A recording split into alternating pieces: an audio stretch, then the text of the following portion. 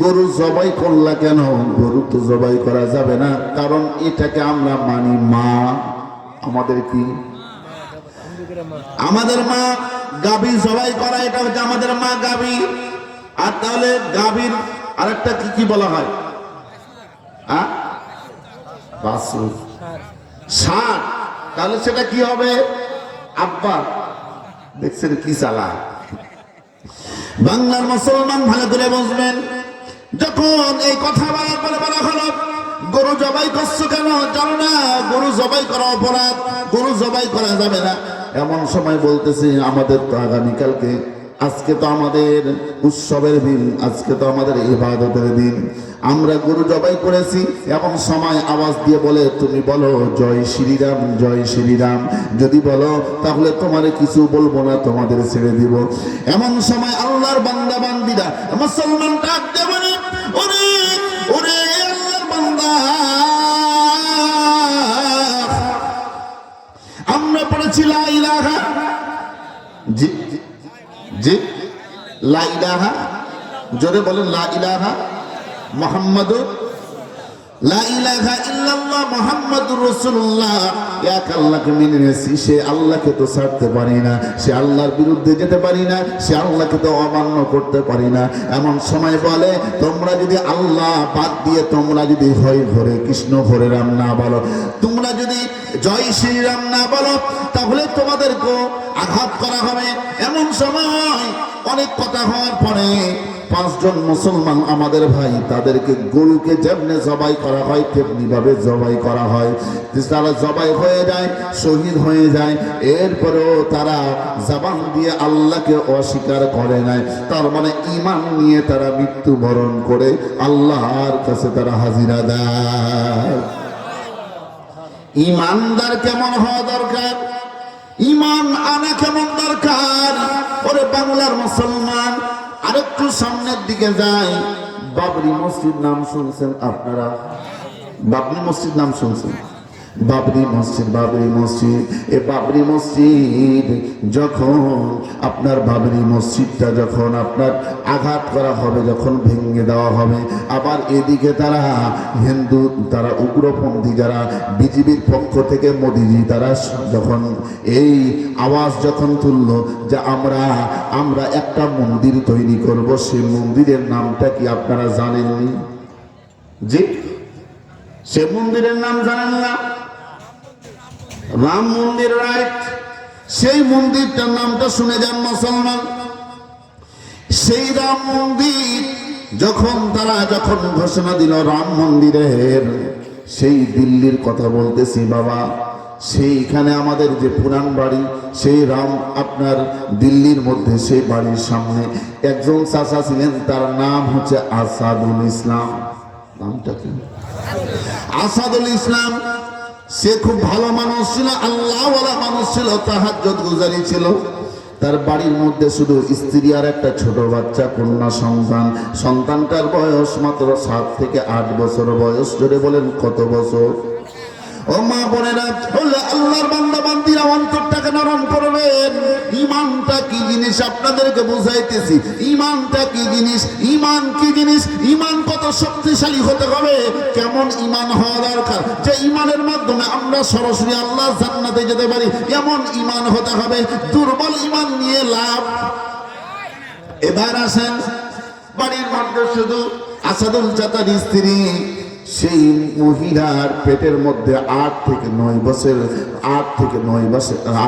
9 মাসের গর্ভবতী, পেটের মধ্যে বাচ্চা, আর বাড়ির মধ্যে আছে 7 থেকে 8 মাসের ছোট বাচ্চা, মেয়ে মানুষ, মেয়ে বাচ্চা, ছোট বাচ্চা, এত সুন্দর ফুটফুটা মনে হয় জান্নাতি বাচ্চা। এমন সময় বাড়ির মধ্যে আছে, খোলা খেলাধুলা করে, আর রাস্তা দিয়ে যখন উগ্রপন্থী হিন্দুরা জয় শ্রীরাম, জয় শ্রীরাম হাজার হাজার তারা বলতে বলতে যখন যায় রাস্তা দিয়ে, আর ঢোল বাজায়, এমন সময় ছোট বাচ্চারা রাস্তা দিয়ে যদি কোনো আওয়াজ হয়, বাজনা যদি হয়, কোনো যদি আওয়াজ হয়, তাহলে বলেন তো দেখি, বাসা থেকে বাড়ি থেকে ছোট বাচ্চারা উকি দিয়ে টুকি দিয়ে বাইরের দিকে দেখার জন্য চেষ্টা করে কি করে না? আপনাদের এলাকাতে এই অবস্থা আছে না নাই? এমন সময় এই ছোট বাচ্চাটা বাড়ির মধ্যে আছে, দরজাটা সুন্দর করে খুলে বাইরের দিকে রাস্তার দিকে যখন নজর দিয়েছে, জোরে বলি আল্লাহু আকবার। বাংলার মুসলমান জোরে বলতে হবে আল্লাহু আকবার। আমার হাতে আল্লাহর কুরআন। যেইভাবে ঘটনা ঘটলো রে মুসলমান, রাস্তা দিয়ে যখন দরজাটা খুলে বাইরের দিকে নজর দিয়েছে, এবং এমন সময় হাজার হাজার উগ্রপন্থী হিন্দুরা তারা রাস্তা দিয়ে হেঁটে যায় আর বলে জয় শ্রীরাম, জয় শ্রীরাম, জয় শ্রীরাম। এই আওয়াজ দিয়ে যখন যায়, যাওয়ার সময় এমন সময় 10 থেকে 12 জন উগ্রপন্থী হিন্দু যুবক, কতজন বলতে হবে, 10 থেকে 12 জন উগ্রপন্থী হিন্দু যুবক, তারা এবার বাচ্চাটাকে দেখার সঙ্গে সঙ্গে তারা আগে থেকে জানে যেটা মুসলমানের বাড়ি। এমন সময় দরজা তারা ভিতর থেকে যখন লাগায় দেয়, এমন সময় ভিতর থেকে তারা আহংকার দেয়, তারা বাড়ি মারে, এরপরে তারা লাথি মারে, বিভিন্নভাবে ধাক্কা ধাক্কি করে দরজাটাকে যখন ভেঙে দেওয়া হয়, বাড়ির মধ্যে প্রবেশ করে।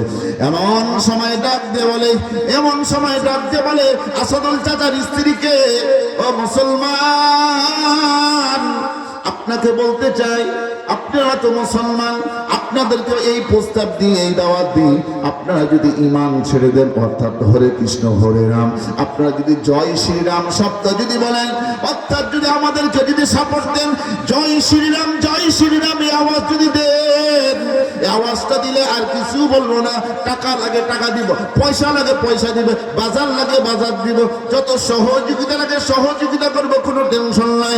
এমন সময় কেমন ইমানদার, কেমন মুসলমান, কেমন ইমানের ক্ষমতা, এই গর্ভবতী মহিলা ডাক দিয়ে বলে, আমি ঈমান এনেছি, আমি মুসলমান, আমি দুনিয়ার সাথে আমার ঈমানটা নষ্ট করতে পারি না, দুনিয়ার সাথে আমার ঈমানটা নষ্ট করতে পারি না, আমি ঈমান নষ্ট করতে পারি না, আমি জয় শ্রীরাম, জয় শ্রীরাম এই শব্দ বলতে পারবো না।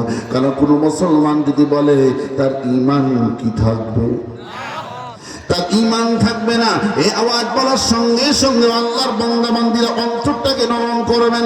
একজন আল্লাহ দেখছেন কি দেখেন না, অন্তরটা নরম করে 2 চোখের পানি ছেড়ে দিয়ে যদি কাঁদতে পারেন, আল্লাহ বিল্লাহ তাল্লাহ, আল্লাহর কসম একবার, আল্লাহর কসম 2 বার, আল্লাহর কসম 3 বার, চোখের পানি যদি ছাড়তে পারেন, চোখের পানি বের হওয়ার পূর্বেই আল্লাহ আপনার জীবনের সমস্ত গুনাহগুলোকে মাফ করে দিবেন। এবার আসেন, এই কথা বলার সঙ্গে সঙ্গে উগ্রপন্থী হিন্দুরা কি করলো?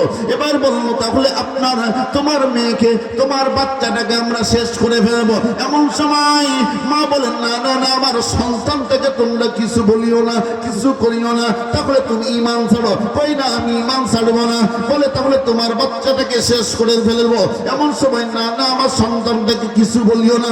কই, তাহলে তুমি ঈমান ছাড়ো, তুমি বলো জয় শ্রীরাম, জয় শ্রীরাম। কই, না না, আমি বলতে পারবো না, আমি যদি বলি মৃত্যুর যে কঠিন যন্ত্রণা, জাহান্নামের কঠিন আযাব আমি সহ্য করতে পারবো না। ও মুসলমান ভাইয়েরা বলেন, জাহান্নামের আযাব কি সহ্য করা যাবে? এবার আসেন বাংলার মুসলমান, আল্লাহর বান্দি, এই কথা বলার সঙ্গে সঙ্গে উগ্রপন্থী হিন্দুরা কি করলো? এবার ছোট বাচ্চাটাকে ধরার পরে, বাচ্চাটার বয়স কত বলছিলাম?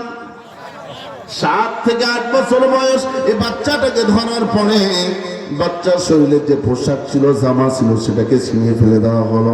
যে প্যান্ট পরেছিল, এই পায়জামা বা প্যান্টটাকে ছিঁড়ে ফেলে দেওয়া হলো, পুরা ধরে উলঙ্গ করে দেওয়া হলো। ও বাংলার মুসলমান,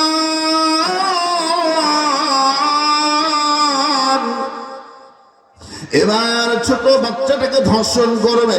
তারা যে উদ্দেশ্য নিয়ে কাজ করবে, যখন দেখে না উদ্দেশ্য পূরণ হয় না, এমন সময় একটা বেলেট অথবা ছুরি নিয়ে এই ছোট বাচ্চাটার লজ্জা স্থানের চামড়াটাকে কেটে দেওয়া হলো। ওরে বাংলার মুসলমান, অন্তরটাকে নরম করবেন। কেমন ঈমান মায়ের, ছোট বাচ্চাটাকে উলঙ্গ করার পরে ধর্ষণ করতেছে। এমন সময় এমন সময় ছোট বাচ্চার লজ্জা স্থানের চামড়াটাকে বেলেট বা ছুরি দিয়ে কেটে দেওয়া হলো। এরপরে বাচ্চাটাকে এরকম ভাবে 8 থেকে 10 জন 10 থেকে 12 জন উগ্রপন্থী হিন্দুরা ধর্ষণ করতে করতে বাচ্চাটা পৃথিবীর জমিন থেকে চিরবিদায় নিয়ে চলে গেল।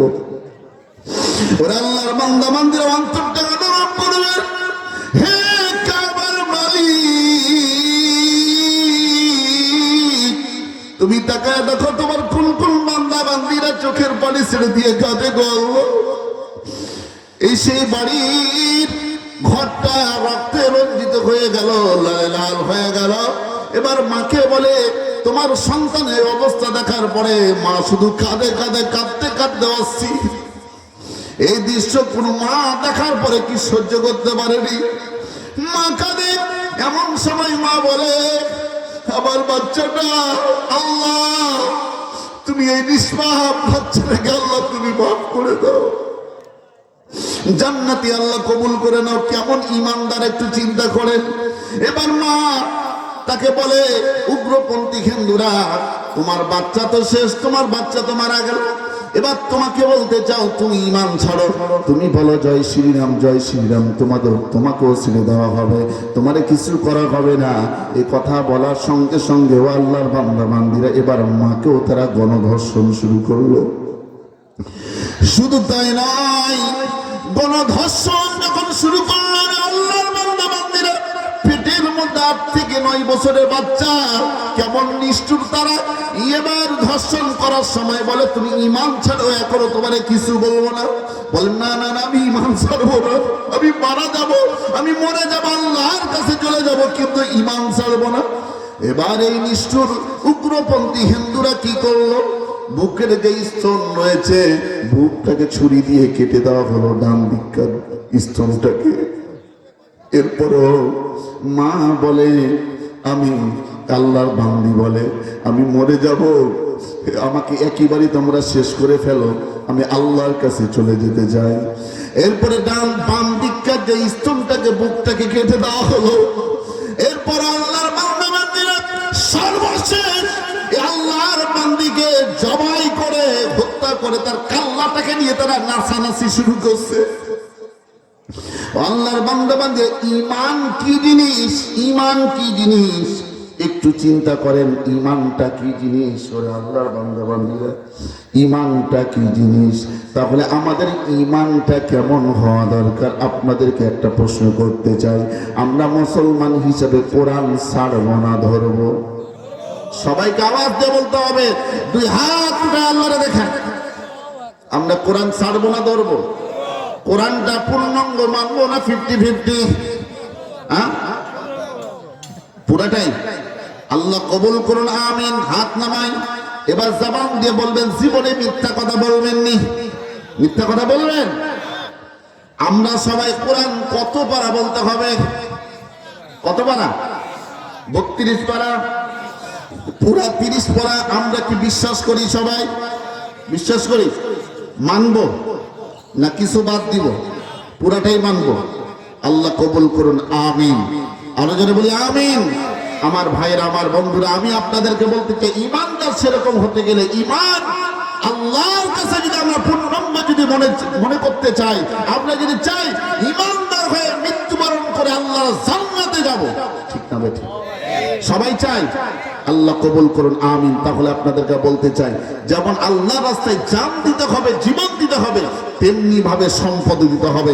আমি বলতে চাই, এত কষ্ট করে যুবকরা মাহফিলের আয়োজন করেছেন, কোন কোন আল্লাহর বান্দা আছে যে মাহফিলের জন্য, কোরআনের জন্য, যে আমি দুনিয়ার স্বার্থে নয়, আল্লাহর স্বার্থে, আমি আল্লাহকে পাওয়ার জন্য কোরআনকে সম্মান করে। মুসাফির মানুষ, আপনি বিদেশি মানুষ এসেছেন, আপনাকে সম্মান করে। আমরা এরকম ভাবে আমি আল্লাহর জান্নাতে যাব, এই জন্যে আমি মাহফিলের জন্য 5000 টাকা দিব।